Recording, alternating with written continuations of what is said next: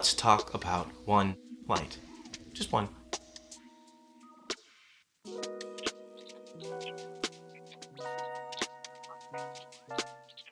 Okay, so as you guys can see, it's a little bit moody here, right? You can kind of see, if you look at my background, I pointed the wrong finger. If you look, I'm looking up on my monitor to see what I'm talking about.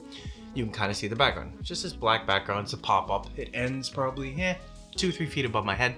It's just something you can kind of carry around to get product shots, a person, and it's easy to fold up, take with you. But anyways, we're using it for the back here, and it's really easy to grade out, to darken it, to just be, tension on me.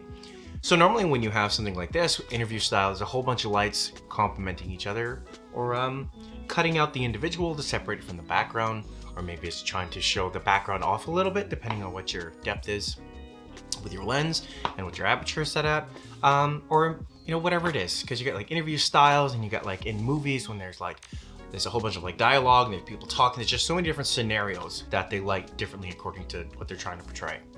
This light right here, whoa, that's cool. That's a great halo effect. Damn. Is the Ulanzi, or Ulanzi, whatever you'd like to call it. This thing was like 30 bucks. It wasn't much. It has like 4 different settings on the back, and those 4 different settings, it stays static on one to start up, and then you go with 4 different brightnesses. That's the brightest. Go down, off, back on, brightest, back down to off. So we were on 2 in. So what are the things that you can do with a single light? We're gonna talk about that.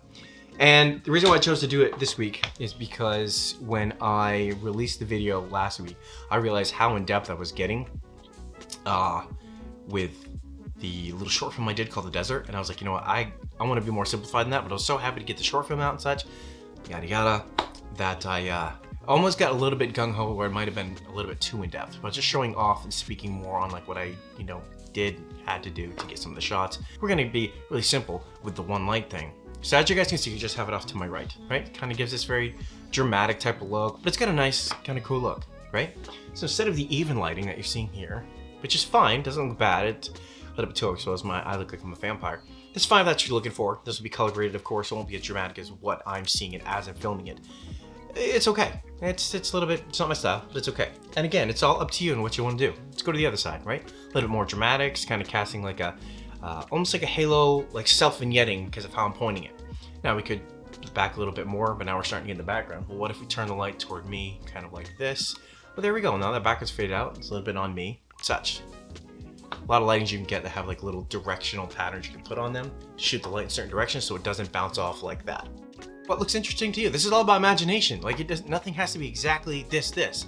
But for this dramatic type of thing, it's okay, right? It makes more of an impact seeing partial of the face. You can't really see the eye a little bit, right? If you want to see more of that eye, you can kind of come around and, oh, there it is. If you want. A little bit too bright for me, and it's not quite my taste, which is why I have my light set over here perfectly on my counter. It kind of gets what I need. Now, say you don't have a dark background, right? Like, well, I don't have one of those pop-up things. That's okay. Well, I'm trying to get that look. I'm trying to get the blacked out. I'm trying to get that look. Depth. What do I mean by depth? A place that has any sort of distance to it. Kill the lights, set yourself in the camera a ways away from the nearest wall. The room I used to work into in Origin was probably, let's try to be accurate here. Let's see, 612. At the most in length, it was under 18 feet. Like it wasn't very big, right? Just a conference room. But I used that depth with just the lights off to give me my black backgrounds. I didn't have to set up a black background. It was literally just the distance from my camera to the subject to the background. So if you don't have a black background like this, it's fine, use distance. This is the limit, not your equipment. Not how fancy your camera is, not how expensive your lights are. This is the limit. This is the thing that makes stuff. This stuff doesn't make stuff. This makes stuff. Everyone starts somewhere, and that start is just as beautiful as the final, professional version of yours. Like, that's just as pretty, that's just as amazing. So use your imagination, try, grab the light, put it wherever you want. I mean, I could put it like down here and make it look, I'm gonna say spooky story.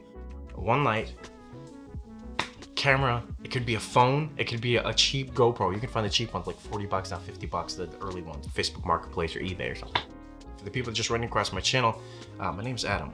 And if you stick around, we're gonna learn a whole bunch of stuff that you can do for movie making at home, right up into where you're working on, films and documentaries and ads and stuff for professional like film companies, or you're the creative for whatever company it is. Anyways, I will catch you guys next week.